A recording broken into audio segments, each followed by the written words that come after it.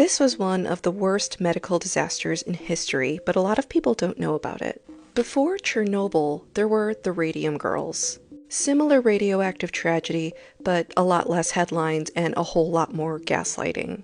This is the story of the Radium Girls, an actual girl boss horror story. Reminder, I tell a lot of dark stories on this page, so viewer discretion's advised, but follow along if you want to hear more. So, to set the scene, this is during World War I. World War I was trench warfare, so soldiers are in very dark trenches, and it's hard to see in the dark. So manufacturers stepped in with a solution to create glow-in-the-dark hand watches for the soldiers. To meet the wartime demand, factories were looking for thousands of tiny, delicate hands that could paint the little numbers on the faces of the watches. And who better to do that than young women? Women were extremely careful. They worked for lower wages, and they were happy to do their patriotic duty and contribute to the wartime cause. These were the Radium Girls.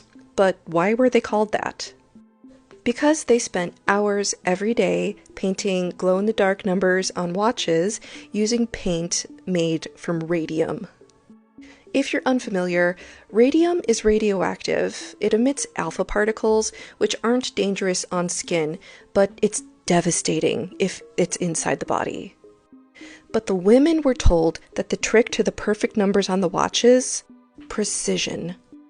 So they were trained to lip point their brushes, like to shape the brush with their mouth after they used it. Meaning they were eating radioactive radium paint up to like 200 times a day. And the Radium Girls started to get incredibly sick. So radium that's in the body settles in bone marrow, so their bones were disintegrating. One woman went to the dentist to get a tooth extracted and her jaw came out instead. Some women had their legs snapped from underneath them, some of their backs broke, a lot of them got cancer, and some of them actually glowed in the dark. When the women started asking questions, the company just said they were hysterical, they were unladylike, unhygienic, and that this was all in their heads.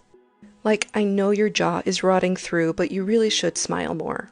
The company doctor was paid to tell the women that this was caused by an STD and not by the radium they were forcing them to eat. They paid doctors to falsify death certificates too. So not only were Radium Girls dying in droves, they were shamed and humiliated on the way out, their health was monitored by the company, and then other women were hired to take their place.